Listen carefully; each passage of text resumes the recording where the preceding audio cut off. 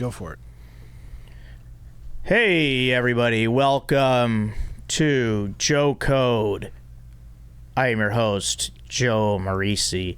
Look at how I am dressed today. We've got a special episode today.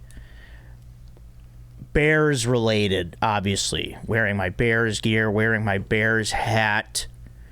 You will see the Bears decorations on the table. Actually, I got to fix this foam finger.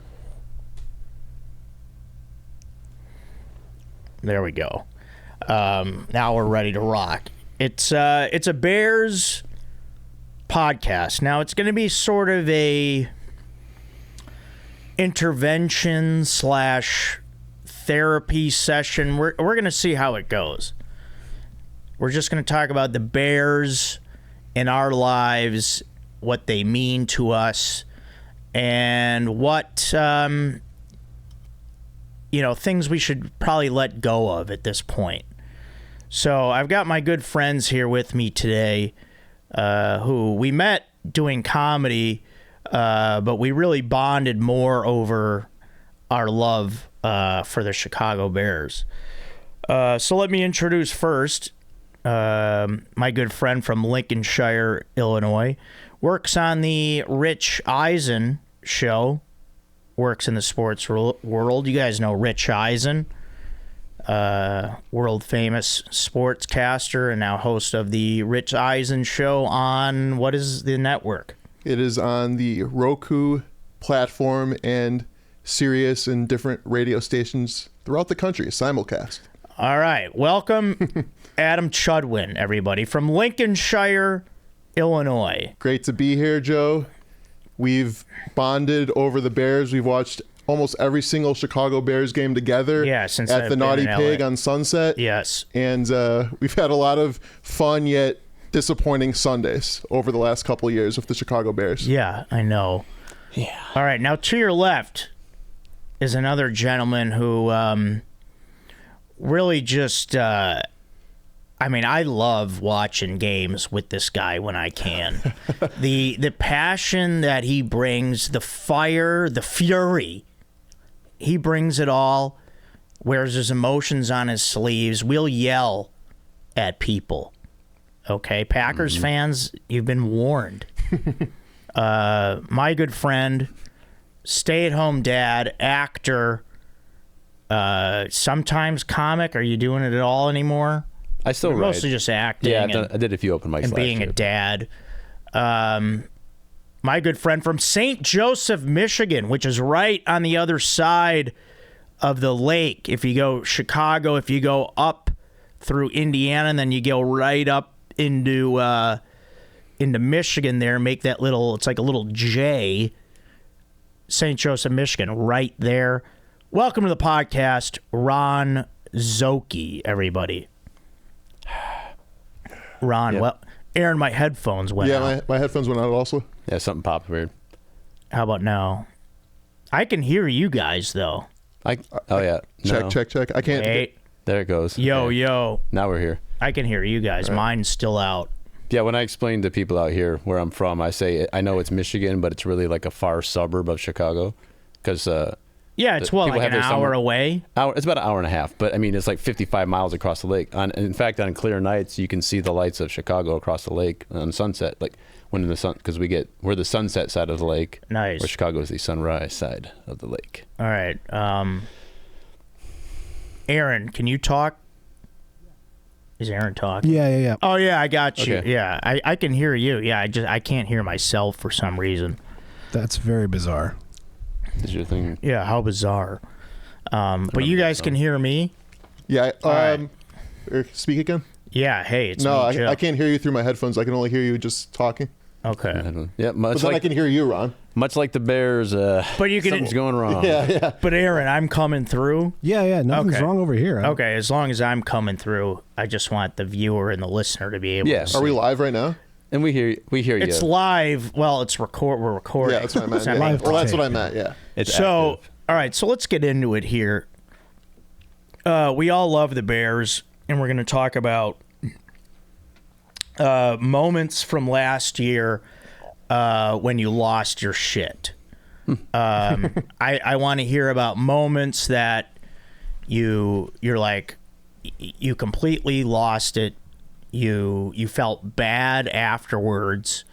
Or maybe you didn't. Maybe you're like, no, I should be that furious. I deserve to be mad. They should be doing this. Well, yeah, I'll ask you guys your moment, and then I'll say how you felt after. I'll start.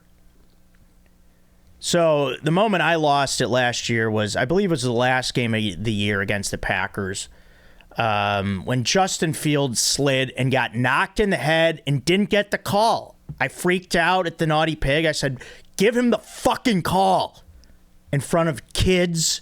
And then I had to apologize. Well, whatever. They shouldn't be there. This is a bar. There's alcohol here. Why are the kids even there? I don't want them there. I don't care. He needs to get the call. He's sliding. Any other quarterback would get it. Got hit in the head. I lost it. I said, he needs... I'm like, I'll fucking see... You know, I dropping the F-bombs. And I felt bad. But... It's justifiable. It had to be done. All right. Ron, what was your moment last year where you lost it? It's hard to pinpoint a single moment. A lot of these games I'm watching at home, and my wife already doesn't like it when I watch the game. Yeah, you have kids, man. Yeah. You better take it easy. I really got to rein it in. But what, have you broken anything at home? No. Okay, good. Close. All right, so but give me a moment.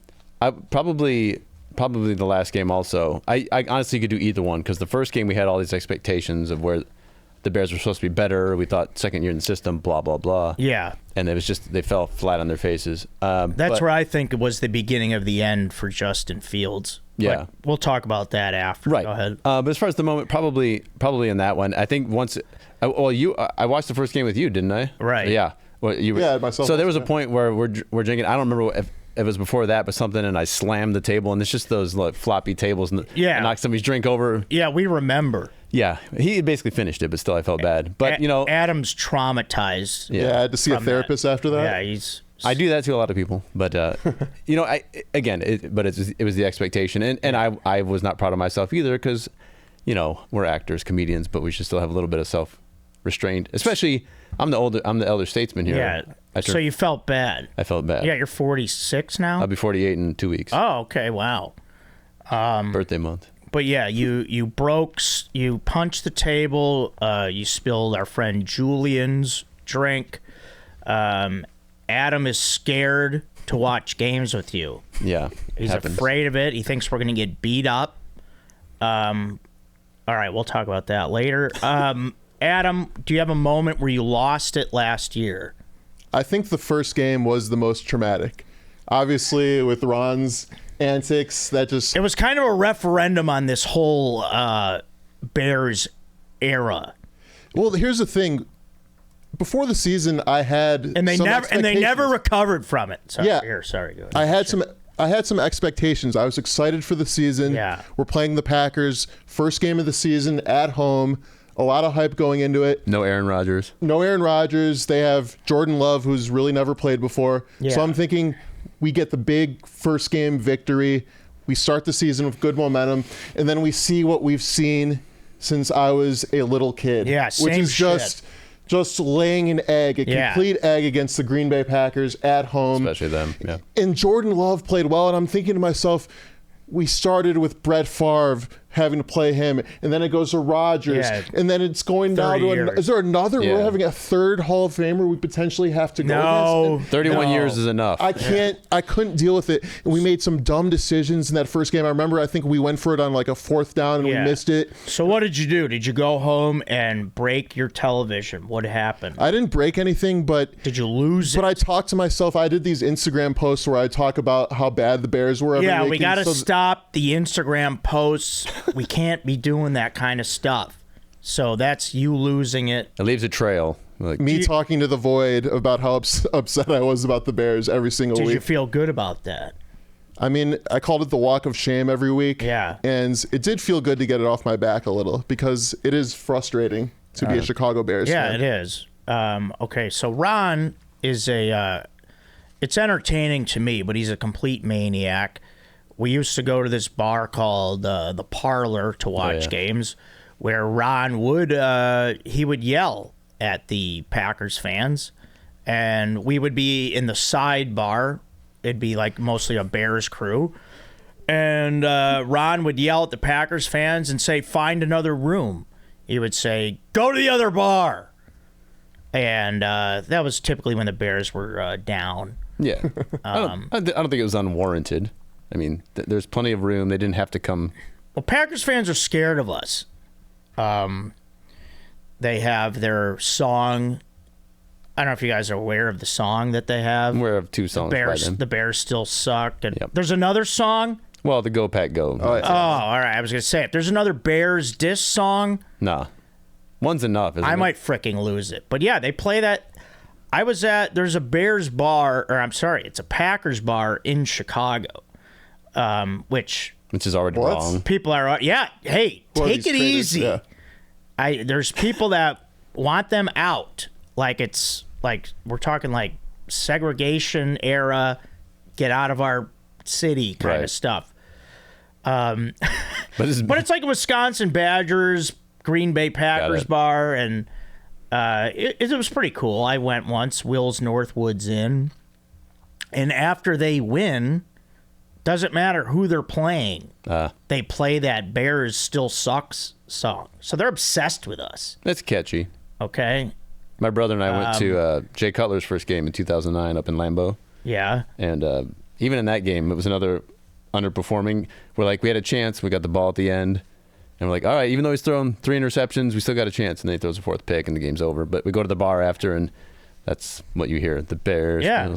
I know. Yeah, well, it is kind of true. They do still suck. Yeah. There's a place that's right north of the Illinois border, right in Wisconsin, called the Brat Stop. Have you guys ever been there? Yeah, we've been I've seen it. Never been. Great cheese curds, great food, just a cool bar. But the problem with that bar is they have a bear that is hung with a noose in the bar. And I'm just like, these guys are really, even though they get the best of us, they really are obsessed. I think the state of Wisconsin in general has a slight inferiority complex to Illinois. Yeah, we're the big city boys. Hey, watch out, Chicago. Yeah, city farmer. What is it? City mouse, country mouse. Yeah. Oh, I forgot to do my. This sucks. It was part of what I was saying. It was the Justin Fields thing. So my this sucks for this week is Justin Fields not getting the calls, which happened all season. Which makes me question the NFL refs and actually the integrity of the NFL, which is why I'm more of a baseball fan now. I feel like baseball is the most. Sometimes there's umps, whatever, but I would say Major League Baseball umpires show the least amount of favoritism among officials in any sport. Because as we know, basketball people used to say how Jordan would get the calls. Now LeBron gets the calls, Kobe. But I feel like baseball, for the most part, the umpires don't have a bone to pick with certain players. But we'll go to Aaron, the baseball. Aaron, would you say... I would say you're right in terms of fairness towards both teams. Yeah. But I am fully, and we're only a week into the season, I am fully ready for the robot umpires. I am so sick of missed balls and strikes. Well, these guys that do these softball rec leagues, I mean, those guys, yeah, I would yell at them too. No, I'm talking about literally the Major League umpires. Oh, okay. I'm sorry. I thought you were talking about your softballs. No. I mean, those are disappointing too because there's literally evidence of where the ball hit. Yeah. But so you're really seeing. Yeah, I've seen it so much. It makes me so mad. It's because every catcher now has this weird style where they move their glove into the zone no matter where the ball is. Yeah, framing the pitch. Yeah, it's really upsetting. But it's also throwing umpires off. And if we just had the damn robots telling us whether it was in the zone or not. But the framing's been around forever. That's an art that I was taught like when I was like 10. The technology is there. I mean, what are these guys getting friggin' tricked? Like, especially if it's like you move your arm. Sometimes as a catcher, I was a catcher, guys. You could catch the pitch and kind of just rotate your wrist, and it's like Bring it into the But zone. if you see like the arm move, it's like, okay, That's where it's at now. It's complete arm movements. Contreras just started doing it for the Cardinals this year, which is improved his statistics, but whatever. It's annoying. So are you guys excited about the Cubs? They're off to a great start. Where's our excitement on that? Well, I'm a White Sox Oh, we're White Sox I'm fans. a White Sox guy. What are you guys, just losers all around? this year, we for love sure. the Bears. We love the White Sox. It's rough to be a Chicago sports We're fan right now. idiots. I'm not for me. I'm excited for the Cubs. They're off to a great start. They were beating the Dodgers today. I'm going to see what the score is now. It could be worse. They could be Marlins fans who are 0-8 thus far. Gee, yeah, Cubs are winning 9-7 in the top of the ninth. When it comes down to it, for me, baseball is such a long season. No, it isn't. That I can't sorry. even. I thought you meant the game. Yeah, it is. No, I don't. Individual games are fun. It's like baseball is the biggest beer garden you can go to. You just go. It happens to be a game going on. Yeah, it's outside. fun.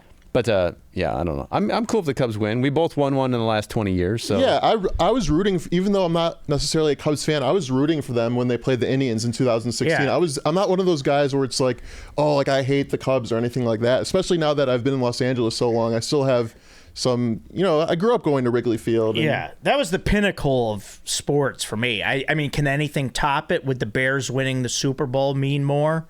that What do you guys think? Super Bowl would for sure. Come on, the Bears unite All the right, city. now with the Bears, do we actually want them to win, or do we just want to have them have players that we like? What? Win. What kind of crazy question is that, Joe? I like players that I want to root for. No, we need to win. That's why I really like Justin Fields. I'm sad to see him go. I think he was treated unfairly. Life is unfair, though.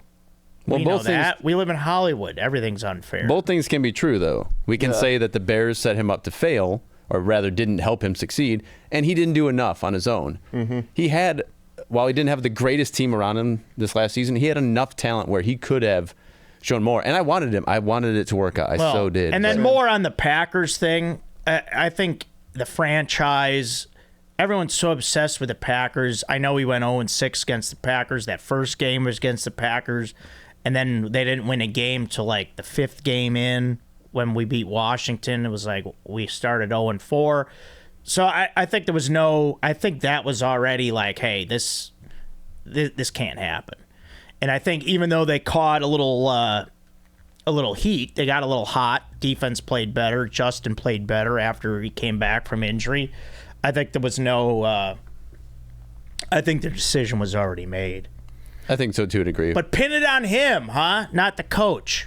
The coach survives it. Like he's got nothing to do with it. But Joe, get out of my face. Eberflus, Get out of my face. he's known as a defensive coach. Yeah. And the defense improved throughout the year. Yeah. Well, what about the rest of the team? Ass. I mean, come on. Like Justin Fields, you're right. You guys are right. He was not put in a great situation. I hope Pittsburgh wins the Super Bowl. He had a horrible offensive line, bad receivers until he got DJ Moore. But the truth is, he had plenty of opportunities last year to show what type of quarterback he would be, and he showed that he was not that great of a quarterback. Like, if you watch is that what he showed? Yeah, Joe, I don't understand your fixation with Justin Fields. I'm fixated. He had so many opportunities, wide open receivers. If you watch the All 22 film where it shows the entire field, you could see he missed so many open receivers. His fourth quarter numbers were horrendous. He was here's the thing. 36 to 37, I think, out of all quarterbacks who played in the fourth quarter last year. He was bad. I'm going to agree with you, and I'm also going to agree with Joe. Look, it's like this. You can look at the stats and say, all right, he didn't get this done. He didn't execute at this point in time. But it's also the coaching as well. Luke Getsy would turtle up when it came to the fourth quarter, especially against the Packers. Like, what? Justin at one point had he completed 7 passes in a row or 11 of 12 or something, and they went away. They didn't throw the ball at all in the fourth quarter. I'm like, what are you doing? Like, just the fact that he changed in 2022, and then they went on that 5-game streak of scoring 30 points in a row. Yeah. Because he modeled the game around Justin. Then he's like, no, I'm going to still try and turn you into Aaron Rodgers, messing with the front foot, and like, dude, just enough of this. Like, so I'm agreeing with Joe on that, but also to Adam's point, Justin also didn't do enough. Look, a dynamic athlete, and he made that 3-14 season the most exciting 3-win team I've ever watched. It was exciting. Absolutely. Now, I'll say this now. They better draft Caleb Williams. If they take anybody else, man, No, Caleb's been the Good consensus luck. number one. He's the guy for sure. Well, don't be surprised with this organization. You don't trust Ryan Poles? They'll be like, Ryan Poles is good. we saw this D2 guy in Minnesota win in the Snow Bowl or whatever. They would get him later. They're going to come up with some bullshit and pick somebody else. That's how they got Bajent. No, Even though they took, or Caleb was just in Chicago, visited Hallis Hall, went out for a steak dinner. They'd be like, oh, he didn't tip enough. I sent you, and I sent Joe this thing. Ian Rappaport reported that Caleb's only going on one 30 visit, and that's the Bears. Okay, That's then take him. Yeah. We have to take him. Yeah, okay, guys. Joe, I think you're scarred from all the years that we've been bad. And I get it. Joe, it's okay. It's okay. Let's talk about the game we went to this past season, which sucked ass. That was the game against the Chargers at SoFi Stadium. Again, a lot of hope. Yeah, where Ron again could be seen picking fights. We were, you had taken some tequila shots outside. I did. I mean, which is a wild. It's kind of a free for all, that tailgate situation. Well, think of LA. That they just let people sell beers and coolers. People got bottles of liquor. LA's all about its street food and street vendors, so that makes sense. Yeah, I guess street beers. And to be fair, Street the guy shots. You were doing tequila. the fight that I didn't incite, I was messing with people like I do, Well, but yeah, you were friendly, playfully. And this one guy took it Adam really was personal. scared. Yeah, he's afraid. Look at him. I'm a little petrified. No. Yeah. No, You were fine. He was fine. He was No, fine. but everybody we'd walk past, you'd be like, "Oh, Packers suck." There was a guy with a Cowboys jersey on. Yeah. I think Micah Parsons. Like, Cowboys suck. I was like, And they were like 5-1 at the time. But that's I think that's the annoying. guy's like, "No, the Bears suck." That's what are you talking? Yeah. when a huge pet peeve of mine. Ron's just like, "Fuck you." A huge pet peeve of mine is when somebody is wearing a jersey of a team Yeah, that is at a game annoying. that's not Yeah. part of the game. What are you doing? Why do you need this attention? Yeah, Don't there do was that. a couple Don't do that. Packers jerseys there. It's lame. Yeah. yeah. So I agree with you for fighting with that guy. Screw that guy. But to be fair, like I said, I was being playful, and he was more drunk than me and took it very personal. Well, that's the thing. People, if Yeah. they hear, if you say it directly to them, I was like, bro, I'm good. I mean, you're just pointing out like, hey, they suck. You suck. Because what I think I said, Packers yeah, suck. we're all mediocre. Because I don't think the Chargers Oh, were very good at that point. Then they lost like 4 games in a row or something, and we were their rebound game, obviously. But yeah, Yeah. Well, then they didn't make another basket the rest of the year after that rebound. It Right. sucked ass. All right, let's talk more about,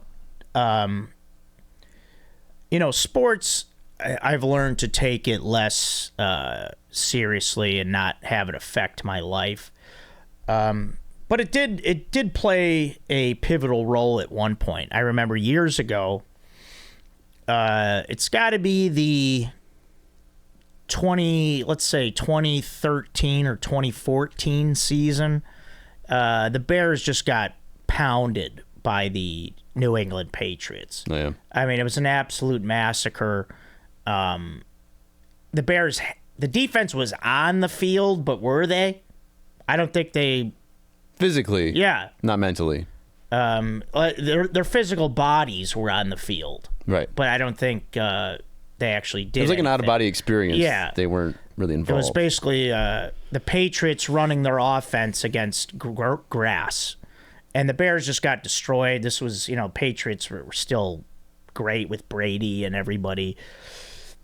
And I remember being so mad, being so wasted on Angry Orchard apple cider, which I haven't drank since because I drank so much of it because it's so good. Ooh, it's tasty. Crisp. Yeah. Refreshing. Yes. But I remember I was still working my day job, and that night I just was like questioning it my whole life. I'm like, I can't be this mad. I have to improve my life. I'm quitting my fucking job. And then I put in my notice and I quit that stupid warehouse job. Well, hey, so it actually provided a good impetus for something. It did. Yeah, It made me inspired you. change my life. I think it's beautiful to have that much passion for a game because No, it is. life is what we make out of it. And without sports, to me, life would just be boring.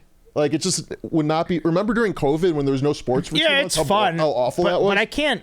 It's hard to talk sports for that long and be like, I'm a grown adult. Who cares? Yeah. I mean, I know we're talking about it now, but we're really talking about the emotional aspect. Yeah, and we're not talking X's and O's here. Like, if I watch like a Bears YouTube video, I can only watch like one or two, and I'm like, all right, this is whatever. Well, I think, and for us too, the reason you have us and we're talking about this is not.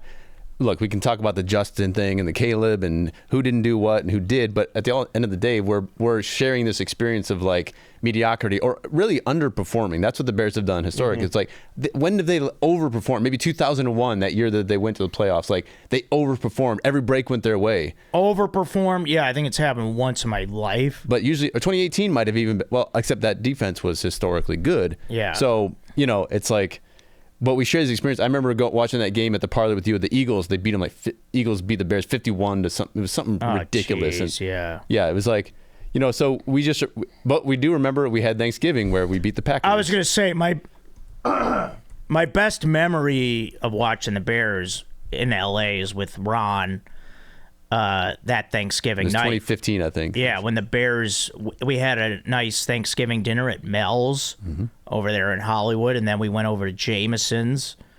Bears beat the Packers. Jay Cutler had a pretty solid game.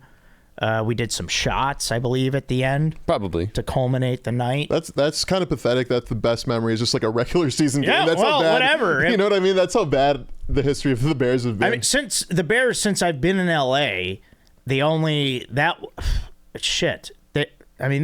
playoffs that one time. A couple times. 2018. Well, they made it the year after, right? Because they were 8-9 or something. They Double played the Saints and got their asses handed to them. Oh yeah. Although that one, I don't remember the receiver name, but he dropped. Mitch actually had a perfect throw to the end zone. The guy drops it. Wasn't Bellamy? I don't remember. But anyways, the double doink I saw at the parlor. Yeah, I was at the parlor. I just walked on Melrose after that. my brother was visiting, so he was here for that game, which is good. I don't remember why he came, if it was business or just for Christmas. But we're watching the game, and we poured tequila shots before it. Not inside internally, I'm like, oh God. But I was like, okay, we're gonna do it. And then that happened. It was just like, I just sat there. My brother, I think he cussed in front of my kids, but that's okay. I just sat there like, yep, that's about right. Well, that's how kids are going to learn curse words. Like me, I'm going to do my Joe code right now for this week. And Joe code for this week is cherish those memories of going to the games if you have that. Those are great memories. My dad, my uncle, and a couple of their friends had season tickets to the Bears for like 15 years, like from the early 80s to about the mid 90s. So me and my brother would go to these games, and I still remember them. We had a fun group of people that were around us. I remember we have this blanket that I wish we still had. It had a cigarette burn in it. There was a hole from a cigarette in it. I could still remember. I could still feel that, like little crispness. It was kind of a brown, rusty colored blanket. Where is it? I would like to have it now. I wish I was here on this table with these fingers and that ball and these coasters and Ron's chain. But cherish those memories. Those were fun days, and I probably picked up a couple words during that era. So that was fun. All right, let's change gears here for a minute. I did this last night. I hate this. It's gross.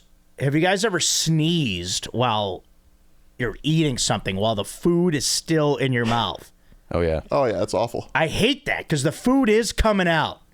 I'm spitting all over. It's like a exorcism. Well, you try and stop it. It's going to shoot out your nose. Yeah, you can't stop it. You got to coming out. It's a no-win situation. Yeah, it's all going. I just learned not to fight it. Just try to find a napkin or something if you can. Otherwise, there's no time usually. I'm freaking out because I'm like, I don't even think about that because I'm like, the food is coming out. This is all happening so fast. I'm trying to think, do I swallow it? What do I do? What do you guys do in those situations? I had a pretty bad one with after a workout, a protein shake I made, and I've got all sorts of stuff. There's spirulina, maca powder, all this stuff. Yeah, I'm eating a lot of cayenne pepper now, so it's making me sneeze. Yeah, if that hits the back of the throat. So I took a big swig, and I thought I was going to, I felt that reflex of where I was going to, So I tried to swallow it down as best I could, but I only got about half of it. So it was green protein shake everywhere, all over our white cabinets. It was, it looked like a Christmas tree barfed on it. Yeah, there's nothing you could do. Yeah, it's tough. Sometimes I used to like hold my nose if there'd be a sneeze. Like if you feel the sneeze, you just like kind of hold. I would hold it. I think that's not healthy. Like Yeah, pre-sneeze, not during, right? No, I would like do it during the sneeze. Oh, yeah. And that's not. I realized that is a good way that you could blow your ears out. So I stopped doing that. People have blown out cheekbones doing that. Wow. Aaron, have you done that while you're scarfing down Taco Bell? Have you sneezed? I feel like I did it this week. Yeah. And luckily nothing flew out of my mouth, but I was like, it was real touch and go there. Yeah, I did it yesterday. Well, Joe, I've noticed that after every meal that we have together, you often have to blow your nose. And Okay. how long has that been a thing for you? I don't know. I mean, I don't think that's really happening anymore. But it did happen Changed after my every diet. meal. You'd like have to go outside and like clear your I nose. don't know. I don't know what that's about. I'm that way too. Yeah, I don't know. You know, it's all connected, right? The nasal cavity, the throat, and all that. Post-nasal drip. Yeah, something like that. All right, let's take a minute to promote my show at the Comedy Store that I'm the producer of, the Night Shift Show, which is our staff show of all of our great Comedy Store door staff. We've got one coming up this Friday, which is Friday, April 12th at 10:30 p.m. in the Belly Room at the world-famous Comedy Store. Tickets just $5 for that. If you're in LA, come out to the Night Shift Show. It's going to be great. And don't forget to subscribe to this YouTube channel, people. I got to always mention that. Joe Code Podcast YouTube channel. This is the podcast of food, beer, and what else? Men. Thank you. Good Men. work. You guys are fans, and I appreciate that. And you guys know the drill. I did that with Ramsey. I tried to, I forgot who I did it with, but I said food, beer, and they said broads or something like. No, it's not. No. All right, guys. So let's see. Do you guys know any? This is fun. This is gonna. I think Ron might. I don't think Adam will. Does anybody remember any verses from the Super Bowl Shuffle? Of course. The famous song, if anyone's unfamiliar, the 1985 Chicago Bears, who won the Super Bowl in 1986, January 26, 1986. Your second birthday, I right? turned 2. The Bears recorded for charity. They did this basically like a rap video, I guess you'd call it. That was called the Super Bowl Shuffle, which they recorded in the middle of the season. Yeah, that's amazing. By the way. which- The confidence. It was right before, I think, the Miami loss, actually. Or right after. Yeah, I think it was right before the only game they lost that season. They recorded a Super Bowl Shuffle, basically declaring they're winning the Super Bowl. That kind of confidence and swagger carried the organization for a while, and now it's long gone.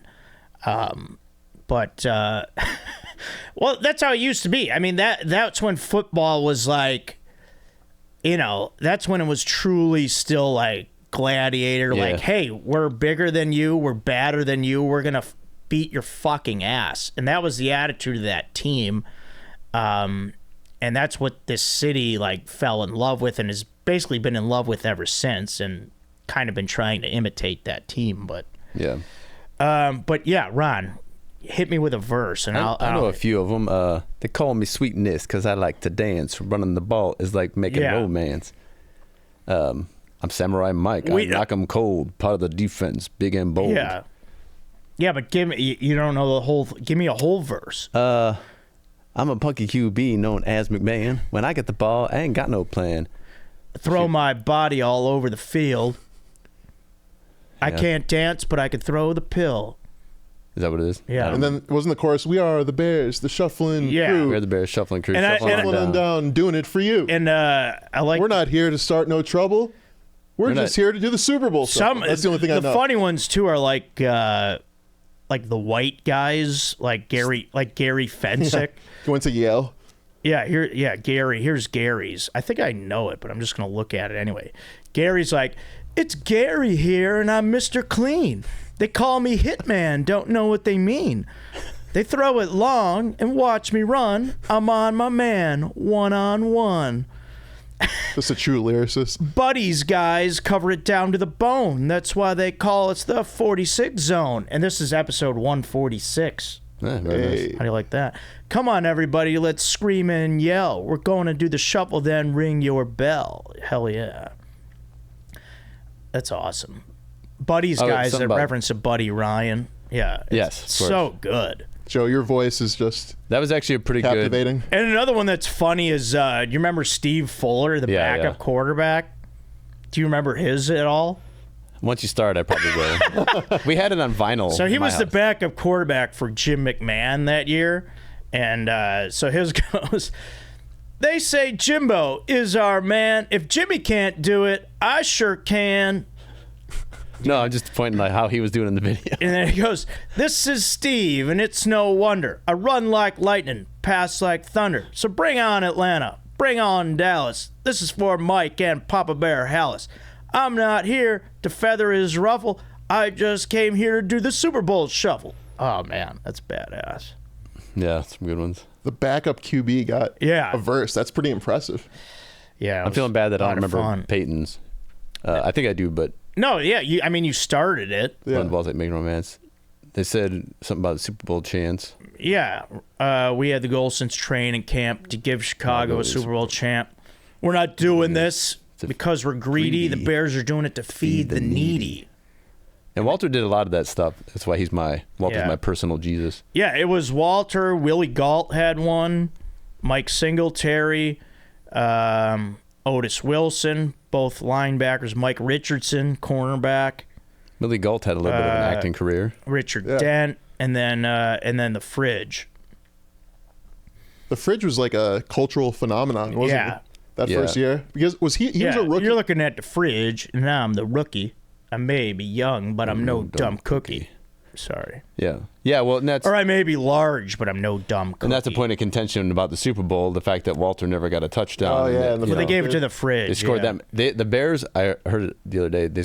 I remember it because I was old enough to remember we had a Super Bowl party at my house. But the Bears, including the two playoff games, which were shutouts, and then Super Bowl, 91-10 was the score. Like that kind of domination. Yeah. And My parents actually drove down from Chicago to New Orleans without a ticket, and they were able to get tickets in New Orleans. I think they stayed in the dorms of Tulane, and Nice. they went to the game, and we still have the ticket framed in our family my room. dad and uncles were at the, or not aunts, but my dad, my uncle, and their friends were at the Rams game, which I believe was the NFC Championship. that had the interception and when then the snow started. and then the one before that. Let me ask you guys something real quick. Though. Wait, real quick, and it's crazy that Soldier Field was turf back then. Yeah. Oh, yeah. It's freezing cold on that. What had? Go Well, I ahead. was going to say, okay, so Ron, you were obviously old enough to watch that. I was like 6 months old at the time, I think, so I didn't, know what was going on. But I feel like almost in a way, the 85 Bears have been kind of a detriment to the franchise. Yeah, I know. I know what you mean. Whereas the ownership has kind of rested on their laurels, and we've had that team to look back on with the nostalgia. I mean, it's 40 years later, and we're still 40, talking about it. Yeah. And I feel like that team was so impressive, and it meant so much to the city. But I feel like it might have hurt the franchise in terms of moving forward and trying to win more. Do you agree with that? Or? I think to a degree because of how special they were. It's like, well, look, we have this. Like, so now instead of evolving maybe naturally like other teams trying to catch up with the way the league is going, they're like, well, we can just do this again. Yeah. If we have defense and a good running game, you don't need a great quarterback. But no, if Aaron Rodgers has showed us anything through all these years, because he didn't always have the best team around him, but they were always at least like 500 team, if not better, right? You have the quarterback, you can do that. Yeah. And traditionally, like I started really following the Bears in the 90s, and we've always had like a pretty good defense for the most part, but just the offense has just been consistently awful, except for, a couple Jay Cutler years. Eric Kramer. Yeah, but remember we had Curtis Conway. We had Willie Galt. Yeah, but that was like in the 80s. This is Speedy Willie, and I'm world class. I like running, but I love to catch a pass. I practice all day and dance all night. I got to get ready for the Sunday fight. Yeah. Aaron, you remember that? number 83. I do. I had it on. I had all the raw footage on VHS for some reason. How is my singing coming across? Because I can't hear myself. How is it? Beautiful. Oh, That's good. It's buttery I smooth. feel like you're channeling the actual voice and timbre of each player that you're doing. Nice. Yeah. Richard Dent. I remember Richard Dent. He was great. I remember the guys behind us would call him Dick Dent, which was fun. Naturally. They'd be like, "Come on, Dick Dent." So that was cool. Dickie D. Me and my brother remember that. I just remember the saxophone solo in the video too, and as someone who played sax, I was like, Yeah. he's not really playing. Who was that guy? He was one of reserve a player. backup. I don't remember. Maybe Otis Wilson? No. No, it was backup. Yeah, I don't recall. No, Otis was. Otis had a verse. Did he? Okay, yeah. Yeah, you want to hear it? Sure, bring it on. I'm mama's boy, Otis, one of a kind. The ladies all love me for my body and my mind. I'm slick. What is he trying to get laid in this? I'm slick on the floor as I can be, but ain't no sucker gonna get past me. Some guys are jealous of my style and class. That's why some end up on their. And then remember the they whistle. have the lady blow the whistle. She would be dressed Lady referee. instead of saying ass. So It's that's important. Kids are gonna watch this, right? It's for the needy. And then Mike Richardson was, I'm L.A. Mike, and I play it cool. Hey, L.A. They don't sneak by me because I'm no fool. I fly on the field and get on down. Everybody knows I don't mess around. I can break 'em, shake 'em any time of day. I like to steal it and make 'em pay. So please don't try to beat my hustle, because I'm just here to do the Super Bowl shuffle. All right, I like that one a lot. That's a fun one. Yeah, per what Adam's saying. But I will say this, being someone who is old enough to remember, I mean, this is before everybody had TVs in every room in their house, right? Our best friends, they brought over that big, you know, you guys have probably seen them where it looks like a cabinet, like a wooden cabinet. Yeah, with the of TV. course. So Yeah, we hauled we that had thing those, in, yeah. and my dad had a 6-inch black and white that he would usually just watch, sometimes the White Sox or if the Cubs were on, while preparing dinner or whatever. There was a lady from our church. She was sitting on the dining room table just by herself watching that TV. That was her TV. Like everybody was kind of watching the big one or the regular one we had, but that was her. Mrs. Nestler was sitting there in front of the 6-inch black and white, screaming at every play, every touchdown. I love that. So, yeah, I remember that. All right, let me jump into my This Is Great for this week, guys. And my This Is Great is Strider Wilson. Strider Wilson absolutely crushing his special taping that took place Monday, April 1st at Paperback Brewing here in Los Angeles. You know, I was like a proud father watching that. It was great to see him do that length of time. He had 2 shows. I believe he did like 57 minutes the first show, then the next show was like 55 minutes. He was worried that he couldn't do that much time. I told him he could, and I basically told him, you better do that time. Because people are putting out specials where it's like a half hour, 35 minutes. I'm like, let's put out an hour, okay? Let's do specials. I know you have the material. Don't be a puss about it. But yeah, that was great. It was cool to see, guys. Aaron was there. Yep. It was good to see Aaron. Strider's the man. Such a funny guy. Yeah. Always has a positive attitude. Just one of the coolest people I've met since I've moved here. And then name drop, I talked a little bit to Jordana Brewster. You guys may know her, famous actress. Very nice. From the Fast and Furious movies. And her husband, Mason, who's a huge fan of Strider and also myself and Chad and JT. But he's got like a thing for Strider. Thinks he's the funniest. That's his guy. Yeah, and they actually were... You know, they put the money behind the special, so it was cool to see them. They're cool. Talk to them for a minute. So they get producer credits? Yeah, I believe so. And then JT was the director. Oh, wow. JT Park. Oh, nice. Cool to see him walking around with the little Walkman-style headphones. Some responsibility. Like the little thin foam ones from back fun. when you would put on... Snow Informer in your little cassette. Right. Ron, you probably had Snow, I bet. Yeah, I probably did. I don't remember. Informer. Yeah, I'll lick your boom, boom down. Bung, bung. Here, Adam, let's talk about this before we get into some emails. You hate dogs, right? You are terrified of them. No, what are you talking about? You scream at them when they come into the bar, and you're like, get out, right? No, I like dogs. I'm a dog person. We had a dog in my family for 10 years. Oh, okay. But I do not like when people bring a barking dog into a bar when we are trying to watch a Chicago Bears game. We are focused. We You're are like, locked get that in. dog out of here. I'm going to throw it into traffic. It's like you have to know the behavior of your dog. There's a dog that's at the Naughty Pig. That's the coolest dog. I think it's the owner's dog. It never barks. It's chill. You pet it. It's all good. But then you have these guys, there are these Jets fans who all of a sudden try to take over the Naughty Pig. Oh, yeah. This guy comes in Good with point. the most obnoxious dog ever. This dog does not stop barking, and it drives me up the wall. And it's like, dude, if you know your dog's going to bark, just stay home. Yeah, don't mess with Bella. Bella's the owner's dog. Yeah, just like have She's like sweet. some empathy, some compassion for the other patrons at the bar. It sounds more like Adam's not mad at the dog, but the owner. Really, but because your dog. You're right, yeah. No, but it's the owner, yeah. I thought of you the other day when I was running out at Runyon Canyon. I started running, and there was a dog off leash that started barking at me and coming towards me. Were you scared? And I just was thinking about what you would have done. No, I kind of laughed, and I kind of went back a little bit because I don't know what this dog's going to do. Did you pull your arm back? If it bites me, I sue.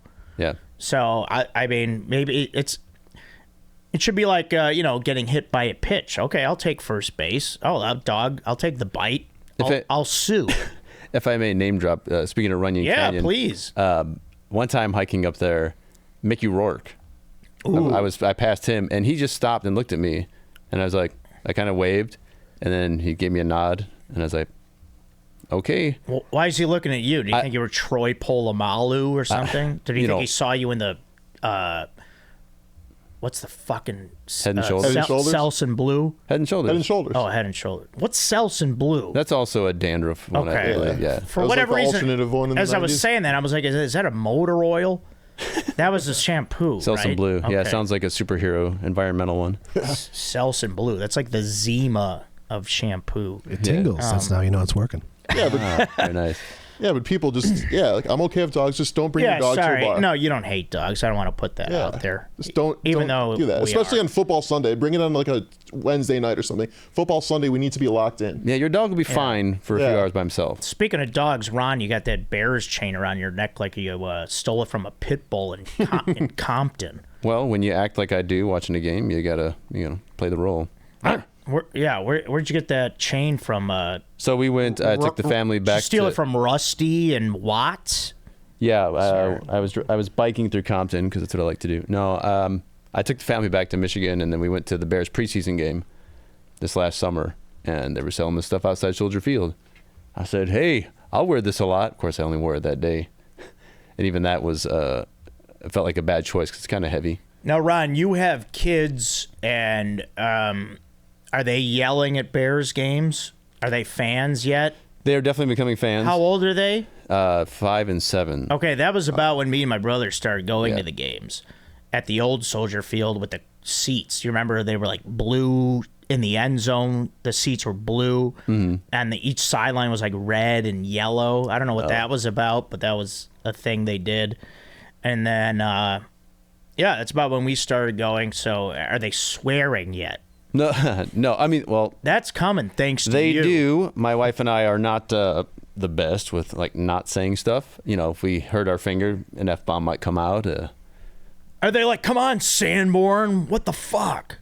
No, they don't do that. But there was another time when my brother visited. Not to call out Jack Yeah, Sanborn. Jack's I'm pretty just good. giving it. Yeah. I'm just making an example. You're just finding the moment. Yeah. No, but they're not really cussing. But there was a time. Do you remember there was a Steelers, I think Browns game some years ago. Thursday night was the one where the guy like took his helmet off and there was this whole big fight thing. It was a big deal. Oh yeah. So I'm downstairs doing something. I come back up and my son's going, Jesus Christ. Yeah. And I was like, all right. So and I had 3 friends, my brother and 2 other friends. I'm like, so someone clearly said this. That was his catchphrase for a while. We'd be in the car. He's in the backseat. Jesus Christ. Yeah. Like so, but Yeah. My niece was saying something for a bit, and then my sister filmed it and sent it to us, and my dad's like, "Oh yeah, that's great." But are they using it in proper context? That's what impressed me. My older son was No, she from was the get-go. saying, Oh yeah, I think Like this Father, like fucking son. stupid. yeah, they pick up on the Jesus Christ. Yeah. Because I think one of my nieces was saying that, and then I forget what the other thing was, but it was another bad word. You probably where I'm learned like, how to swear. Where I was like, oh, nice parenting. You probably learned how to swear way earlier if your dad is a fan of a bad sports team. And honestly, Yeah. Joe, the cussing isn't a bad thing. I think all kids are going to do it, but it's like just letting them know this is okay around us. And, and honestly, the meaning of words is dumb when you think about it. Why is... Well, just don't break stuff anymore. What were you saying? Which part? No, go ahead. Just finish your thought. I interrupted you. Oh, just that, like, they're going to say bad words from time Yeah. to time, but it's because they see us or hear it. And it's like, just letting them know it's okay around us. Don't, there was even a day where they're having a horrible day. And I was like, all right, guys, let's just get this out. What do you want to say? You got 1 minute, say whatever you want. They're like, really? Like, let it out. And after that, they were just happy. It was like a release, because of whatever had gone on prior. Sometimes you just got to let them have it. Absolutely. One thing that happened though at the special taping that it wasn't bad, but it was just kind of annoying to me was hold on, there's something on the ground. I saw it too. I got it. Yeah. Was Chad, who opened the show and did great. He could have mentioned that the drink service was going to stop during once Strider got on stage, because we're at a brewery. Okay, yeah, I want to try the beers. Okay, how often am I at Paperback Brewery? So I get a beer a few minutes before the show. I finish it. I want one more, and I go up to the bar. I'm whispering. I'm at the other end. I'm not interfering with the recording. Like, hey, can I get the Heartless Bastard? All these IPAs have these violent names. Of course. Like one was like, one of them was like a stranger tucks me into bed and then spits on me. It's like, what are these violent names? Vaulted ass grab. Yeah, it's like, come on.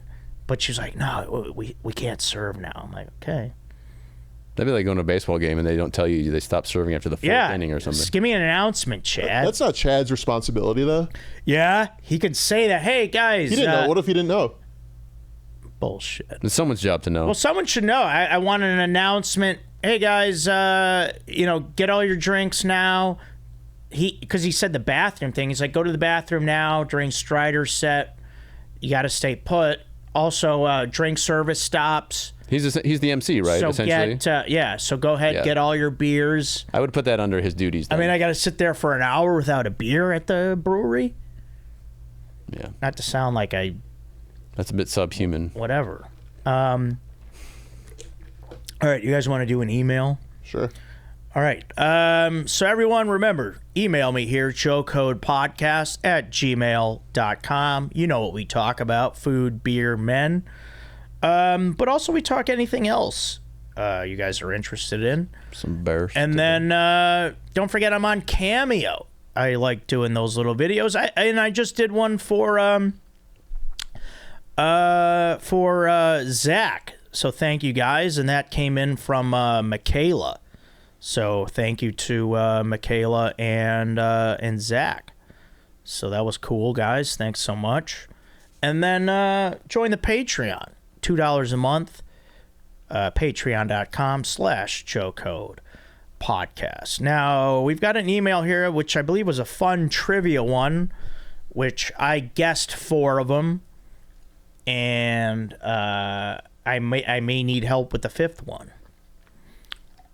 So this one comes in from our good buddy Al. And here we go, guys. Trivia question. Ready? Ready. Dear Joe, AA Ron, and guest's name in brackets. So dear also Adam and Ron.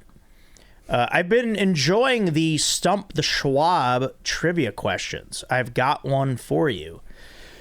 Most sports teams' nicknames end in S, right? For example, Bears, Hawkeyes, and Dons. That was my high school mascot, Dons. However, there are some that do not. For example, Magic, Thundering Herd, and Midshipman. All right, here we go. Currently, there are 6 Power 5, soon to be Power 4, NCAA football conference schools with nicknames that do not end in S. Oh, 6. Okay, I got 4 out of the 6. I guess 2 I missed. Can you name them? Below are some hints in case you need them. I will send the answers in a separate email set so that you do not accidentally see them. Thank you, Al. That was helpful. All right. Do you So guys you've want to already- guess or do you want hints? Well, does the Fighting Irish count, or is that not a power? Yeah, I believe that's going to be one of them, Fighting Irish. The Cardinal, Is that Stanford? Stanford. Good one. All right. That's one I didn't think of. Brown University, they have a... No, that's just the college name. This is tough. I'm sure there's some, Do you want the hints? Yeah. Sure. So the hints he gives are 2 are within reasonable driving distance of where you, Joe, it's me, grew up. And many of our fellow high school alumni have matriculated at these schools. Oh, I got one. That's a fancy I got one. word. The Illinois Fighting Illini. Yes, that's the one I guessed as well. So we have 3. All right, here's another hint. 1 is a group of animals. Is there a herd in there somewhere? 2 are just colors. 2 are just colors. And 1 is a color plus behavior of bodies of water. Nebraska, Big Red, right? Yeah, but they're the Cornhuskers. No, they're the Cornhuskers. Sorry, yeah. That last one you mentioned. What is it? You mentioned it earlier. Alabama Crimson Tide. That's one that's a I good was one. thinking, and you mentioned the other one. Where did Matt Forte go to Oh, college? Tulane, Green Wave. the Green Wave. Yep. So those are 5. Now, I didn't look at the answer So yet. Power 5. Huh? So there's a 6th. There's a 6. 2 are just colors. Well, does the Cardinal... Syracuse Orange count? Yes, that's got to be it. Yeah, they are the orange. Aaron, yeah. you smart or the ass. Orange Men. The Orange Men, yeah. No, they changed it to just orange. Yeah, yeah. Because that's sexist. Orange person. All right, trivia answers from Al. Hello, Joe. These are the answers to the trivia question I provided in a previous email. Alabama Crimson Tide. Illinois Fighting Illini. NC State Wolfpack. Ooh. Oh, that's a big one. In the Final Four this weekend. Yeah. Boiler up. Notre Dame Fighting Irish. Stanford Cardinal. And then Syracuse Orange. Wait, which one did we say? We missed the NC State one. Yeah, wait, but who did we say instead? Tulane, I think. Green Wave. Is it Green Waves? Yeah, Tulane Greenway. Okay, yeah, then there's 7. Al, you So messed Al up. gave us a misleading question. Yeah, Al messed up. Wow, Al, come on, man. So we overachieved. Yeah, on there's the Bears. exactly. Yeah, there's 7. Exactly. Al, what the hell? Al, you got to come correct for Joe Code. Like he even gave the clue. 1 is a color plus a behavior of bodies of water. I believe a wave is the water behaving. That makes sense, yes. It's acting up a little bit, that water. Yeah. It's making a wave. I thought it was more like just like this, like a... Does that mean there's a lot of algae in the bayou there? I don't know. Hurricane Katrina. What is 2 are color? Is cardinal a color? Yeah, Yeah. Bullshit. red. It's a deep red. I mean, I've never heard of that. Obviously, orange is a color. Hey, that's a cardinal red. Are we giving the St. Louis Cardinals credit for that color, Aaron? Potentially, yeah. Or the bird itself? Stanford is not named after the bird. They're No. named after the color. But the Cardinals are red. Yeah. The males are bright red, obviously. I do like cardinals, the bird. There was a lot of them in the Chicago area growing up. Fun to see them in the trees. I saw a blue jay recently, and I'm not talking about the baseball team. Joe Carter. There are some... Because I couldn't think of a current Blue Jays player. Yeah, I live in the South Bay, and there's some birds. I don't know if they're technically blue jays, but they look a lot like a jay. Or bluebirds. Blue. A lot of right. hummingbirds. All right, that was a fun email. I like that. Oh, and then here, let's do this one too. Do you guys know what a quick question for you? The Virginia Tech, it's the Hokies, right? Do you know what a Hokie is?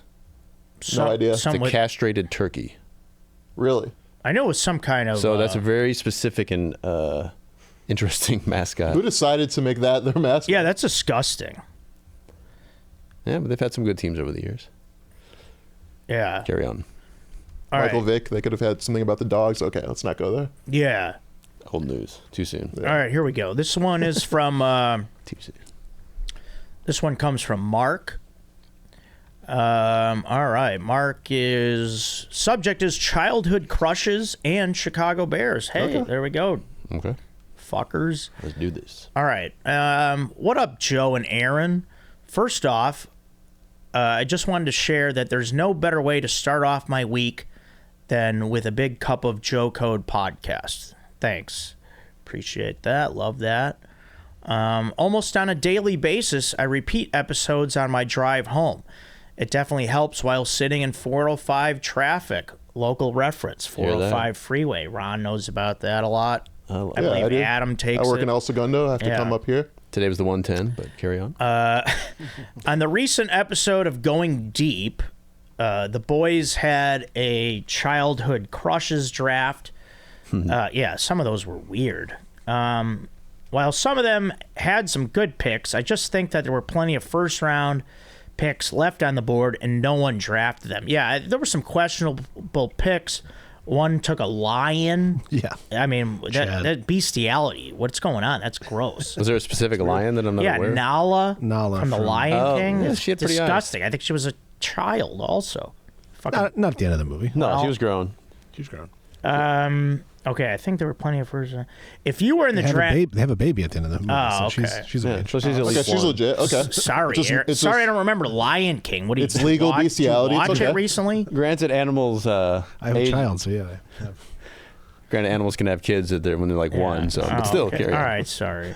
They're grown. They're mature. Chad is not a perv. I don't mean to say that. If you were in the draft, who would you choose? My top 5 would be Tiffany Amber Thiessen, Kelly Kapowski. Yes, Yep. I agree with that. That's good.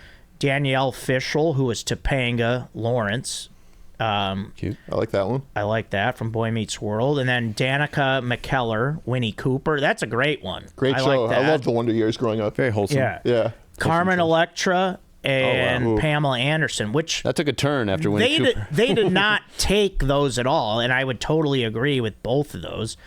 Honorable mention, Jenna Jameson. For me, it would be. Jeez, wow, yeah. I would say we're Jenny going- McCarthy. Let's not go porn. It was like Local Chicago girl, by the way, Jenny Winnie McCarthy. Cooper, Also- so wholesome, and then also, Jenna Jameson should not be a childhood crush. Yeah, you okay? should know about that. You in don't the know 90s. about porn yet. that's an 18 and up Fucking plus. perv.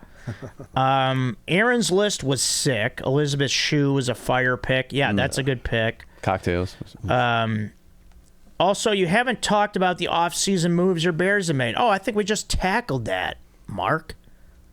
Well, kind of. I mean, Not really. I don't really want to get into that. That's not really what we're doing here. It's all right. You say I Keenan mean, Allen. other people do that. Also, you haven't. Oh shit! I just read that sentence. I'm a Steelers fan. What should we expect from Justin Fields? Pure greatness. No. Excitement. Let's just say that. Fool's gold. Mediocrity. Nah, they'll probably use him better, but I digress. Keep up the great work. Your podcast gets me through the week. Hot chocolate over coffee. Mark M. Yeah, hot chocolate over coffee is a big upset pick on a bracket from a while back. When he was talking about the women, the first woman I thought of was #1 pick for me would have been Carmen Electra. Yeah. To me, she was so beautiful. And then I remember Dennis Rodman used to date her, and I was a huge Bulls fan back in the Yes. day. They were married. They were married. He had her, and he had Madonna within a span of Yeah, like 2 or Madonna 3 could years. have It was been a pick unbelievable. as well because she was big when I was growing up. And Jennifer Connelly was one of my early ones. Okay. Oh, beautiful. Yeah. We left that out, and I feel so bad. I mean, about it. JT took like Jessica Lange or something. Yeah. What the hell are you talking about, man? What? Who's the It's your childhood crush, not your dad's. Yeah. Fresh Prince of Bel Air? I don't remember her name, but the older sister. Hillary? Yeah, Hillary. Really? She was I don't remember the alright. actress name. No. Karen Parsons. The one who wound up being really hot was Ashley. I forget her. I real still name. take yeah. Karen. 'Cause Tatiana Ali. Yeah, Tatiana she Ali, was. yep. She was gorgeous. let's not mince words here. They're both were. Yeah, I'm And just saying. who is the other on Saved by the Bell? Not Kelly, but Jessie. Jessie. What was her name in real Elizabeth life? Berkley. Elizabeth Yeah, and her Berkley. in that movie Showgirls, when she Yeah. finally came out of Kelly Kapowski's shadow to show she was in fact I still was rooting very for the sexy as well. the third. I don't remember her name, but Lisa Turtle. Lark Voorhees. Lisa thank Turtle. you. Yes, Lark Yeah. Voorhees. That hasn't gone so well. Yeah, well, Yeah, she kind of. But yeah, Like we said about a lot of us. yeah, those childhood crushes were pretty. I mean, I think we got it right. I think some of their picks. If you want to go older school, like Terry Garr, Yeah. or like I dream Barbara Eden. I dream yeah. of Jeannie. Oh, we're going way back with that. I mean, it had to be with the outfit too, but still. I always remember from my childhood, we used to get Sports Illustrated, so obviously you get the swimsuit issue. My dad would hide them, but we'd find them. I remember getting the Tyra Banks one with the polka dot bikini. Yep. She's wearing the polka dot. That, come on, that's All right, just take it easy. top of the top Elle right there. McPherson on the cover. Oh my God. Kathy Ireland. Yeah. Again, a little bit older, but that's. All right, I'm looking at some of these picks from the guys. It was Chad, JT, Strider, and then Chris Parr, JT's brother. Paul Abdul, if we go music. That was my Paul- first pick. Yep. Paul That Abdul. was my first. Did anybody crush. say Mariah Carey? That was JT's first Yeah. pick overall. Yeah. That shouldn't be a first round. No. Yeah, it should. She was star. Shut up. First Yeah, she was round. great. I don't know. I don't like Rachel Rocks with 3 X's. That's JT. What fucking perv That came guy. after Jessica Lange. By the way. Oh, here's one that I really like. I think this is a great pick. Could have gone number 1 overall. Was Kimberly the Pink Power Ranger. I didn't watch Power Rangers Well, growing up, so why? I don't even Didn't know that really either. reference. Okay, nerd. I guess so. But I have seen her enough to go, okay, I get that. I get that. That's a I s- great pick. We were watching Storybots with my boys, which is an animated show, and they have different guests, but Alyssa Milano was on there, and she's older now. Oh right? yeah, she can be one. She was my number 4. She was a. Well, and I guess I forget that I'm a little bit older than these guys because like Gabrielle Union, yeah, she's hot, but she's not. To me, I didn't. Wouldn't have been a I was childhood crush. already like, I was already like 18. When Yeah, she for me, I was hot. born 85, so like mid to late 90s is like I'll when I even go- first noticed. I'll even go these Dolly women. Parton because my dad was in the country when I was a kid. So Oh, Dolly's an all-time. No, If you look at old that pictures of doesn't her- count because you're. Oh well. well, you're when I was a old- yeah, kid, I you're was older. It's just it's point of reference. You know, you listen to your parents' music. My boys know the '80s music because that's what they hear it in the car. They also love Jamiroquai and Stevie Wonder. Oh yeah, because of the hair. Well, just because that's what I listen Just to. gravitate to the long hair artists. Neither of them have long hair. Yeah, they Stevie's- do. well, Stevie's Stevie got has the- He hair. has some, yeah. He has the receding hairline, but he has all the Still braids. That's long. true. We were at the same Didn't concert. Jamiroquai have a? Oh yeah, we were. Or am I thinking of the hat? He wears a hat, yes. Yeah, No, but I think he he's has actually long thinning. hair under there. He's losing his hair. He's lost his hair. He has a lot of nice sports cars now. All right, here's this one's about food. Chudwin, get ready for this. Okay. Tubby, this guy likes to eat a lot. Just call me Tubby. Well, yeah, you're like, hey, I just had a whole What? pizza. My stomach hurts, and you're I like, haven't oh, had pizza I in- wonder why my stomach hurts. I haven't had pizza in a week. Shut up. In a whole week. Oh, sorry. I ate a whole pizza. That's a drought. On Sunday night. You had a whole pizza? Yeah. From where? Whatever. I was drunk. I'm very LA. Mine are cauliflower crust. And It was. no cheese. Oh my God! Come on. What do you mean Come no on, man. cheese? Even I still eat cheese. I know, but enough things make me fart. I try to avoid. Wait, are it. you vegetarian? No. I You're don't. eating meat, but not cheese. I had, Joe- I had a rack of ribs today. Wait, Joe. By the way, are you still Baby back. vegetarian? Yeah, for life. What are we doing here, Joe? It's a life, I it's a life applaud it. sentence. I'm. How disappointed is your family? In I you don't right care. now? I'm discovering enlightenment. I just imagine Chicago friends like, you're gonna do that. Yeah, I don't care. Go there. You can't do LA that. ruins you. What the hell? Yeah. You're gonna paint your nails next. Yeah. Yeah, maybe I will. No, I'm not. I don't do that. I don't like that. The whole Shoot, city of Chicago is upset with you, Joe. I'll do it just to incite people. Look at my nails. Like, All these right. people get upset about these. All right. Here we got one coming in from CB. I like that little nickname. Okay. Chicago Bears. Well, his name's Christian, but all right. Cream Cheesa is the subject. Hey, Joe and Aaron plus guest. What up, legends? Quick idea on your belly room show with Chad and company. You could call it Jokin' Around with the Horsemen or simply Jokin' Around. It's pretty good. With Joe, my name's spelled. Joe and Kin. Anyways, a former coworker used to poke fun at me for sometimes mixing mashed potatoes and pulled pork for lunch. She called it the mush. I feel like this is a relatively common food choice. Never heard of it, never done it, won't do it. That's that's me adding in. Okay. Fair enough. I then came to find out her mom used to make a sandwich growing up that consisted of white bread, mayonnaise, peanut butter, and pickles. Oh, what the fuck? Sorry. Later, Pickles, but later she told me her go-to pizza is as follows. Oh, no. Okay. Get ready for this. Yeah, stretch. Marinara and mozzarella, strong start. Topped with cream cheese, pineapples, and banana peppers dipped in spicy ranch. Who are these psychos that are emailing you, Joe? All right, you know what? Hey, I'm on board. What? It's not horrible. That's disgusting. Was really eager to get your guys' take on this, as I feel like the pineapple, pepper, cream cheese may be a war crime and have some concerns about her family's taste buds as a whole. I disagree with the sandwich with the peanut butter, mayonnaise, and pickles, but I'm on board for that pizza. I don't give a fuck. I don't like cream cheese on pizza. I love cream cheese. I love cream cheese and bagels. Cream cheese is not supposed to be on pizza because Well, I've never had it. Yeah, but you already have like the main mozzarella, and then you're adding well, another that's the cheese thing. to it. I've never thought to add more cheese onto a pizza. It just sounds like why am I doing that? one of those Top Chef things where like, okay, so here's your typical pizza. Now we're going to add cream cheese on top, and like They're doing too much. we're doing this one little exotic.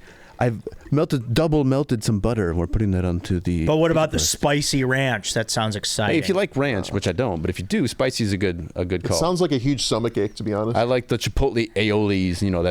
That's what people say now instead of mayonnaise. It's an aioli. It's an aioli. I'm just a I don't cheese guy know. in general. Yeah. Just cheese, sauce, maybe some mushrooms. Just keep it simple. I'm cheesy enough to. I don't do cheese. All right, that was good stuff. All right, here we go. We got a new bracket suggestion that came in from Adam, who I believe has sent in brackets before. Let's see. These brackets are all the rage. All right, manliest animals bracket. Wow. Ooh. Hey, Joe, AA Ron, and esteemed guest. Hitherto and forthwith. Adam here with a new bracket. This isn't you, it's another Adam. Adam here with a new bracket to consider. Introducing the manliest animals bracket. Western Conference. Number 1 seed is gorilla. Number 2, lion. Number 3, shark. Number 4, polar bear. Number 5, hippo. Number 6, tiger. Number 7, rooster. Number 8, stallion. Eastern Conference. Number 1, grizzly bear. Number 2, rhino. Number 3, crocodile / alligator. Those are two different animals. I don't know. They are. Number 4, wolf. Number 5, buffalo. Number 6, killer whale. Number 7, eagle. Number 8, elephant. Which he says has the largest dong of land mammals, coming in at 6 feet. It's important. He's got me beat by just a couple inches. It's a smidge.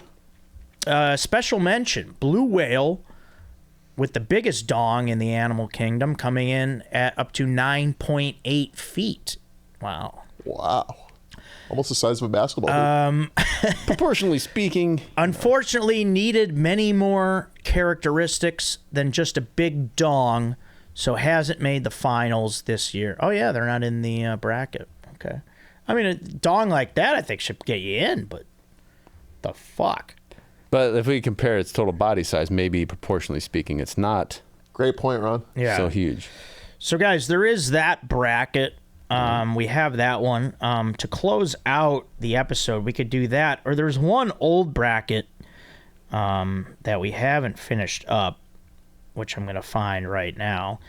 By the way, if it comes to this, I did see a video of an elephant and a rhino fighting. The rhino clearly thought he could handle it, and the elephant showed him what's what. In fact, the tusk went in, and there was blood.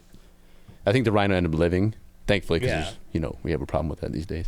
But if it comes to that, there's your intel, Joe, Nice. for that match. This guy didn't have dog on that? No, manliest animals. I think the dog. So we're just thinking masculine characteristics. But here, let me pitch this to you guys. Well, we got wolf, so I think that covers. This is the men 2.0 bracket. So there's been there was a men bracket before, which the remaining people are there's actors, athletes, public figures, and miscellaneous. Now, the question is this: men who are manly or just awesome men in general? It's just whatever you could think of. Okay. But with the actors, we have left Matt Damon and Tom Hanks. Athletes are Bo Jackson and Kobe Bryant. Public figures, we have Mr. Rogers and Abraham Lincoln. And then in the miscellaneous, we have grumpy old men, because men is in the title, and then male men. Okay. So would you guys want to finish this or do the first round of the...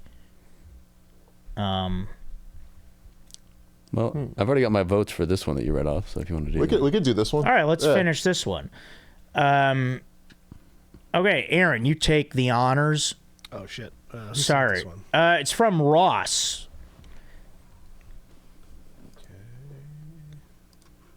And it's Men Bracket 2.0. Was there a previous men bracket? Yeah, Is that why? so we'll have the winner of the actors bracket will face the winner of the athletes bracket, and then the public figures winner will face the miscellaneous, and then we'll have the overall champion. Okay. We've got actors. Number 1, Matt Damon, winner of the previous men's bracket, versus number 3, Tom Hanks. All right, now these are best of 7 series. You guys have heard this before on the show. So you guys know the drill, which is nice, so I don't have to explain everything all the time. Ron, you had a thought. So on this one, I guess I forgot to think that it was best of 7. Ooh, and now we have 4 people, so there could be tiebreakers. Ooh. Yeah. Well, I'm gonna. Okay, this is tough. This is Matt Damon, Tom Hanks, right? And you could take in anything into account. It doesn't just have to be the acting or the movies. You could be like, well, what you think they are as a person. You can factor in whatever you want. Just make a case. Well, I think all time you could say his body of work, you're going to go with Tom Hanks. So he's going to pull in a few games from the 7-game series of that. But if you go by, I think, ability to be supporting as well, because I think Tom's always kind of the lead, which is no knock on that. That's awesome. Right, we all wish to have that career. But Matt Damon can come in and be, like, I just watched Oppenheimer, and his character in that was quite important. Oh, okay, He wasn't lead, he was supporting for sure. But and he's still really, really active. So I think if you go by current and just broad range of, Tom Hanks is a broad range too. But I would go, might not be the popular choice, but I would pick Matt Damon in this one. What are you thinking? How many games? 4-3, like it's close. Oh, wow, tight, yeah. For sure. Adam. Yeah, I agree with similar sentiments to Ron. That I think Tom Hanks has had a better body of work and is a better actor. But in terms of just like a man, you're thinking of Matt Damon. That guy is a heartthrob. That guy is the guy that makes girls. You want You know what I mean? that. Like no girls swooning over Tom Hanks. Ooh, yeah. They're swooning over Matt Damon. That guy's a 90s heartthrob. Then you think of, we're talking about sports also. We were having a sports conversation. Yeah. You don't think of Tom Hanks as a sports guy. I like you that. See Matt I like Damon that word heartthrob. I haven't heard that too often. Yeah, that guy's a 90s heartthrob. Yeah. But then you think of sports. Matt Damon, you see him at the Celtics games. You see him at the Patriots games. Boo. That guy, Right. but he's going for it though. He's a hardcore Yeah. Boston sports fan, which I respect. So overall, and then didn't he date, who did Matt Damon date? Did he date Jennifer Garner? Probably Or is that somebody Ben Affleck? hot. It's got to be somebody hot. I don't even know, but it just has to probably. be somebody hot. So overall, like I said, better actor probably Tom Hanks, but just overall in the man bracket, we're going Matt Damon and we're going 4-2. Good pick. Okay. Aaron, what are you thinking? I'm in full agreement. I think it's 4-2 Matt Damon. I think Tom Hanks, as great as he is, never was an action star. Saving Private Ryan is probably as close as he came. Yeah. But Matt Damon had the Bourne series. He had Elysium, where he got jacked. And I think they can both do comedy and drama pretty equally, but I think Damon edges them out. All right. All great points by everybody. I agree. I'll say Matt Damon 4-2. I want to give Hanks one more point. Just married to the same lady in Hollywood for Rita for how long? 40 years or whatever. Oh yeah, that's definitely a feat. Probably 30-something, yeah. Yeah, it's been, but still, that's for one- Hollywood. Yeah. 1 point for the man in Hollywood. Yeah. All right. Now the athletes. Athletes, we've got number 1 seed, Bo Jackson, versus number 2, Kobe Bryant. Ooh. For me, it's an easy choice. I mean, Bo knows. I mean, Bo. Yeah, this is tough because we're talking athletes. Yeah, Bo could be the greatest athlete of all time. I mean, he played he was probably good at everything, not just football and baseball. I mean, yeah. Now he's like an archery guy. I mean, Kobe was awesome, but I mean, if we're just talking athletes, I mean, it's got to be Bo. And I think if you like just 4-1. If you look at them physically, if you want to say like man, like who? Not that Kobe, not that we would all envy to look like Kobe, I'm sure, but in his prime. But Bo Jackson, I mean, just he's one of those guys like a shit brick house, or whatever they call it, like people built like and then that. he played for the Sox. That was the last time they were good. We talk about Tecmo Super Bowl, which is maybe one of the greatest games ever. Bo Jackson was unstoppable in that game. When he was on the Raiders, you could not stop that guy. Fun note: my dad went down to Birmingham for a job thing years and Birmingham Barons. Yeah, so I still have that T-shirt when he played there, and they have the B and the O in large, so Bo Jordan, and the Barons. Yeah, but then it's now a sleeveless shirt, but I still have it. Nice. But then when you think of Kobe, you think of the Mamba mentality. Yeah, I mean he was great. Think of a killer instinct. You think of a guy that will do whatever it takes. And in terms of winning, you can't even compare Kobe to Bo Jackson. I mean, obviously Bo was cut short by injuries. In basketball, you can affect the game more than as an individual. But that will to win, that leadership, that work ethic, that all goes to Kobe over Bo. I'm going to do one counter to that, to exactly what you're saying, though, because I was a Pistons fan at the time. The 2004. What the fuck? If Kobe passed the ball more to Shaq instead of trying to do it, they might have won that series. That was kind of his one weakness. Shaq was dominating. He would be sometimes a little too selfish, and they had the ego clash with Shaq in the early 2000s. So are obviously. you going Kobe? I gotta listen. I'm a basketball guy. Number one, that's my number one sport. So obviously, you can take bias into account. There's bias in account. I love Bo Jackson. I'm a White Sox fan. He played on the White Sox. I gotta go Kobe though. All right. I gotta go 4-3 Kobe. Okay. We're in Los Angeles. I'll take that. Let's go Kobe. Cool. Ron? Bo 4-2. Aaron? I feel like you have to take championships out of it to some degree because it's just, it's not even close. It's still a team sport, right? It's still a team sport. They're different sports, obviously. Football being maybe the hardest sport possible. I don't know. I mean, there are arguments can be made for baseball and hockey and stuff like that. But, like, in terms of who's the manlier man, Bo Jackson all the way, 4-1. All right. Bo Jackson advances. What do you have?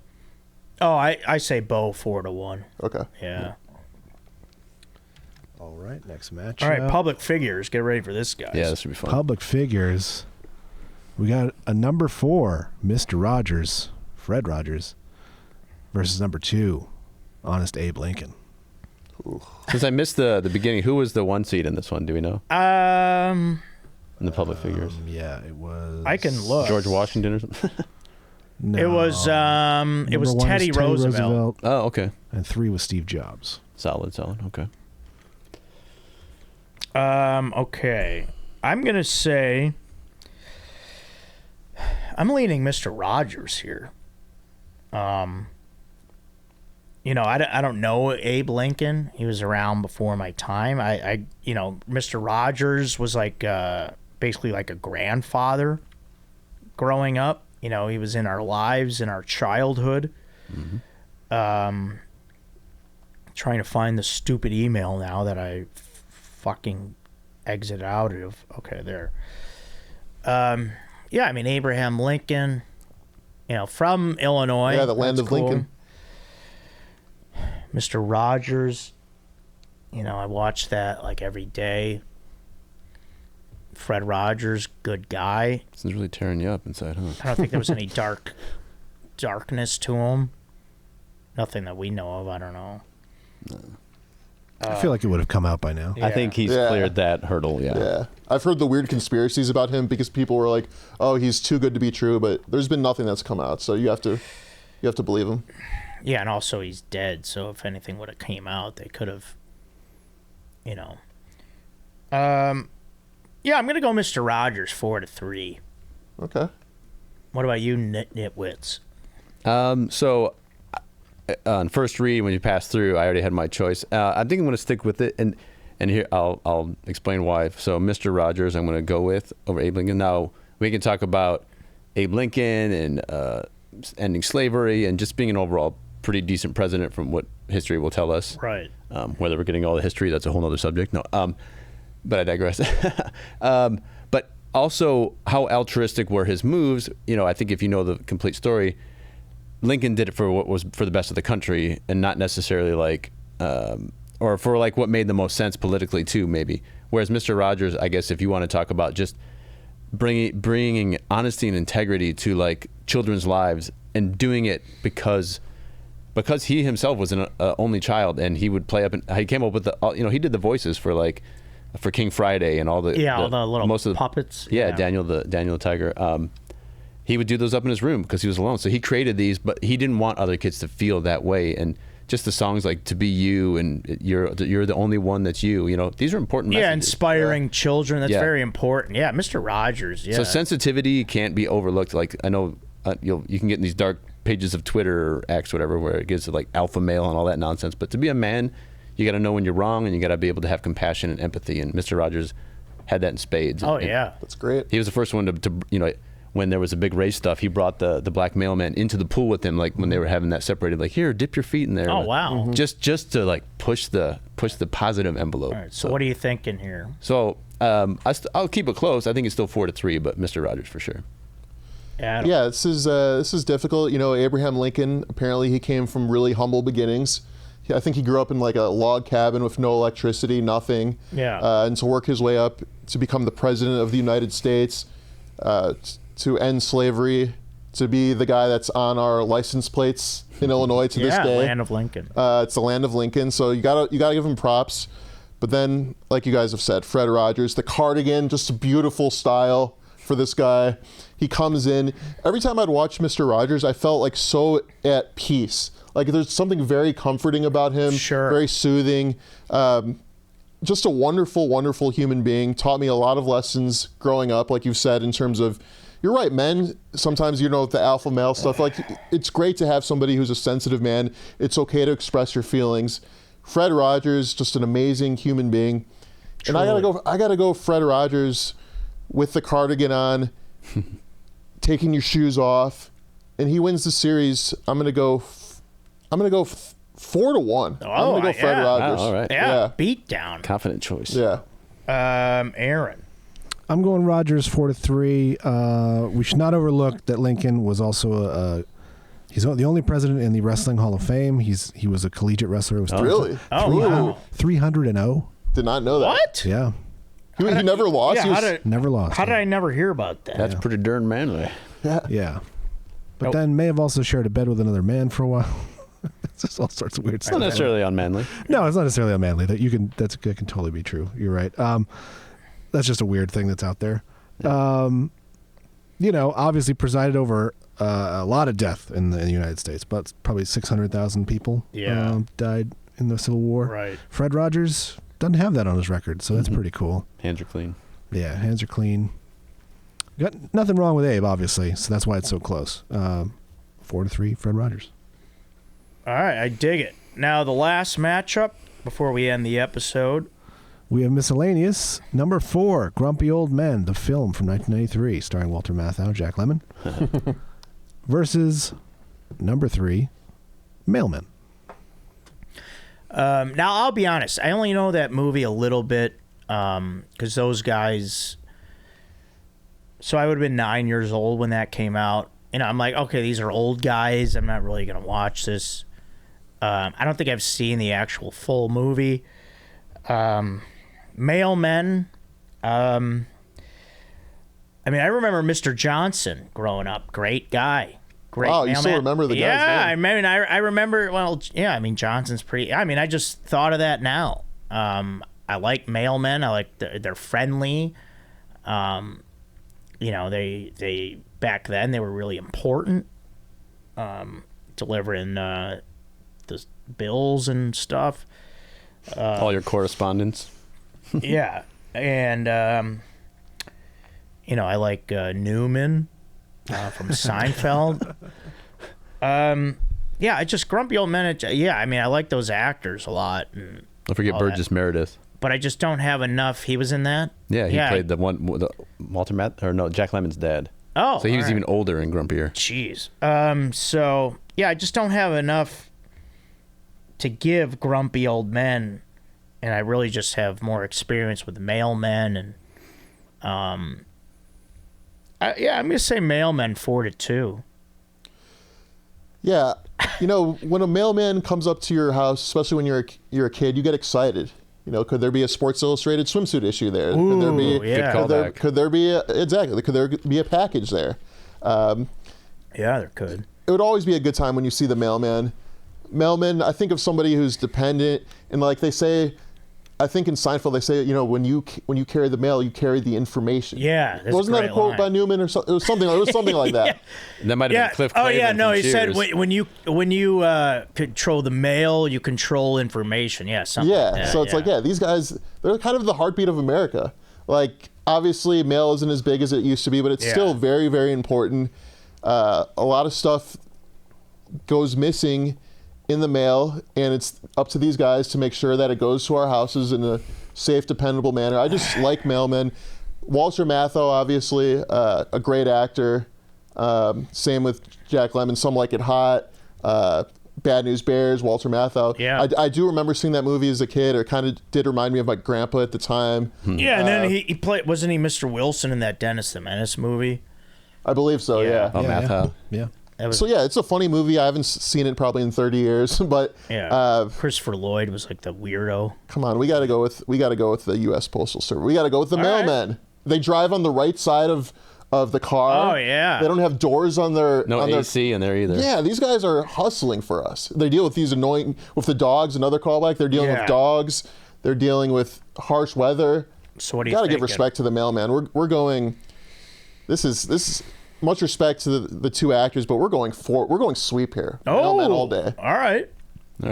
So I had mine, and then through talking about this, it altered it a little bit. But so some history. My dad, once he got let go of his foundry job, which he did for a lot of years, he ended up taking some odd jobs. He delivered pizza, but he was a mailman for a while. Mm-hmm. And my dad was the manliest of man as far as like being responsible and like doing whatever it took to keep providing for our family. If that meant working two jobs that were not great at the grocery store or McDonald's, he did it. And then you got Newman, which I don't know how manly that is per se, but don't forget about Cheers, Cliff Clavin. Hey, yeah. Another mailman. He was a provider. He kept it real. Yeah, one bad mailman I'll have to say is Karl Malone, though. Yeah. Not a good mailman. Also mailman. Yeah, not a good mailman. No. Nice. Okay. A bit problematic. I don't want that delivery. Yeah. But to go to the grumpy old men. So again, being a little bit older, this movie's more fixated in my memory. And Burgess Meredith, he was the oldest. He was the grumpiest of the old men. And funny movie, and definitely like as I get older, insightful to like, I can see myself turning to this. Yeah. Entering into this. But the quote that sticks out for me is from Burgess Meredith, and he's talking to Jack Lemmon, his son, and he meets him where he's fishing, and he brings him beer, and Burgess looks at him, he's like, all right, I eat bacon for breakfast. I eat bacon for lunch. I snack on bacon, and you bring me light beer. So that's good. I was like, that's pretty manly. So even all love to my dad, who is in heaven with us now, but I'm still going to pick grumpy old men. All right. Because my dad did turn into a kind of a grumpy old man as well, so he kind of covered both. Oh, so you're all right. I see that. That's a fun transition. Cross-faded. But I'm going to go with the grumpy old men, and I think it's I'm going to go 4-2. All right. I wanted to keep it a little closer, but I think all three of those guys had the main actors had done so much in their and don't forget Burgess Meredith was in Rocky. Yeah, Mickey. I mean, the trainer in Rocky. Yeah. He taught the man how to be a man. Sure. All right, comes down to Aaron. I'm picking mailmen. I was probably like 11 when Grumpy Old Men came out, so I don't know that I've seen it. I don't really want it.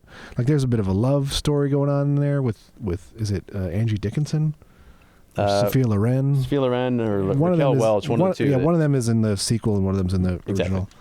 Exactly. But yeah, I don't want to see those people make out on screen. Yeah. Sorry, guys. Fair point.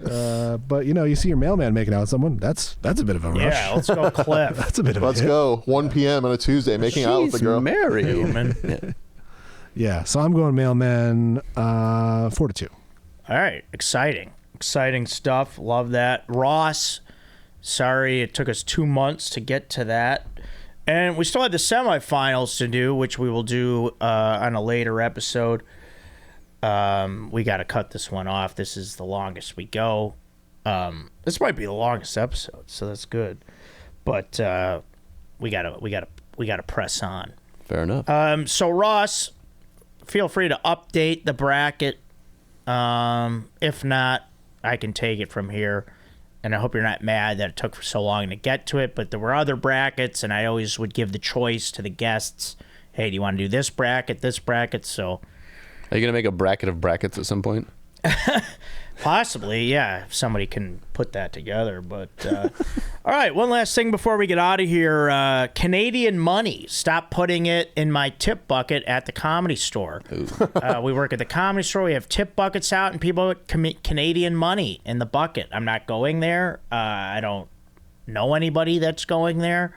No offense. I'm just saying. It gets me nothing. Gets me nowhere. Don't put it in my tip bucket.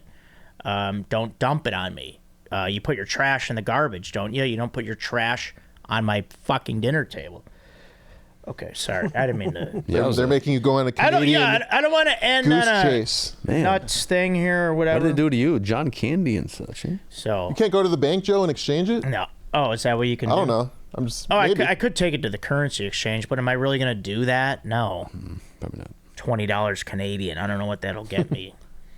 All right, guys. Well, thanks a lot. I hope you guys had fun. It's been a blast. Yeah, this was great. Yeah, good times. Really exciting. And I want to say before we go, I'm the most optimistic that I've ever been for a Bears season. Yeah, I'm I finished excited. That's me every year. So No, but genuinely, I'm excited for Caleb Williams. I'm excited for Keenan Allen.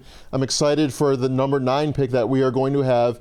Bears fans, we've had a lot of suffering, and I think a new wave of winning can be upon us, and I think it's going to start this year. whatever best- happens, I don't really care. The It best doesn't affect me. situation a rookie has ever come into. Yeah, okay. Absolutely. All right, guys, keep telling yourselves that. We are. All right, thank you, everybody.